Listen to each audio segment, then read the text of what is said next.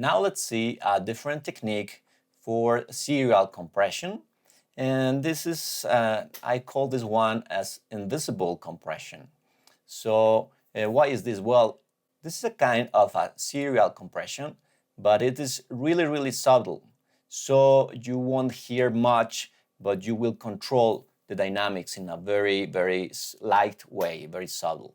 For example, if you are mastering some jazz music or classical music, or maybe piano solo, guitar solo, I don't know. Or for example, if you have a style like I have in this track that has a fair amount of compression and I want to keep the dynamics alive. So I want to apply some compression and it's an alternative. So in this case, I'm using a compressor in series. And the kind of compressor here, I'm going to use this VCA compressor. This is an emulation of the Focusrite Red compressor. And this is a VCA compressor which works really good, for whole mixes. So I'm going to use this one. But of course, you could try this with other kinds of compressors, perhaps the optoelectronic compressor, which is lower. It could be a good option, but let's try the VCA first. So the first thing is we're going to listen to the original track.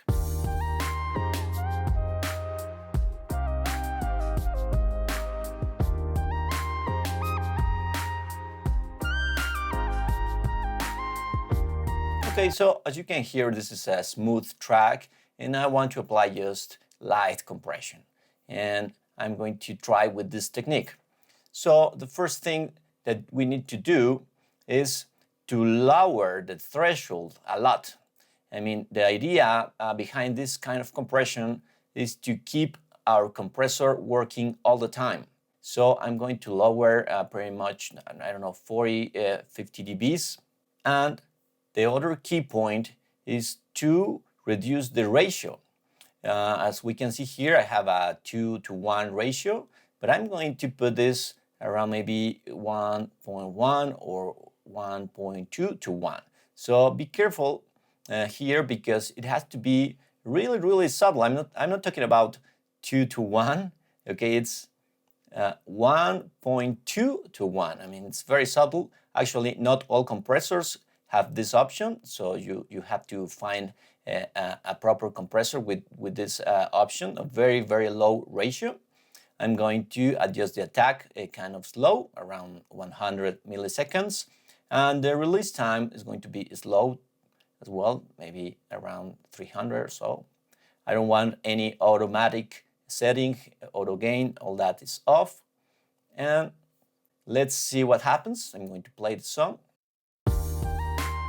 And I can see here that I am reducing the gain.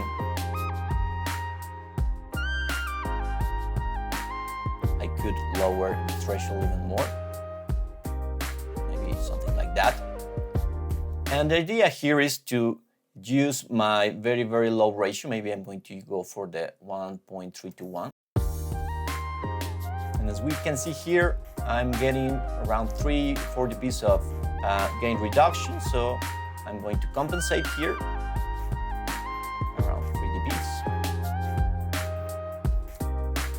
And let's compare. Pay attention in the dynamics. Remember the volume, the percussion volume.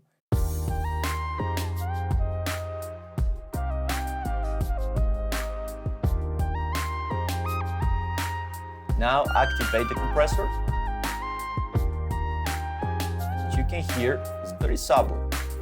That's why it's called invisible compression. Okay, again.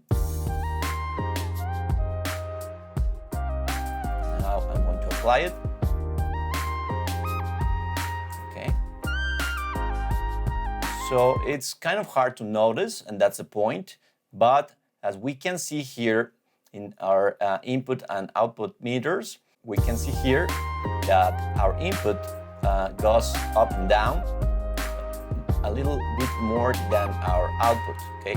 Our output is more controlled, and that's the idea. The range, the dynamic range here is larger than in the output. Okay? And we can see here in the graph that our compressor, it looks pretty much like a straight line. We cannot see a knee here, and that's because it's very low. If I increase the ratio, look, I can see that because my knee is here, you see? That's the knee for where the compression starts. But the point here is that this knee has to be very low, maybe something like that. And I'm going to reduce the ratio, 1.3. And so I can see that my signal is never going through the knee. It's always compressed. But the ratio is too low that it is very subtle.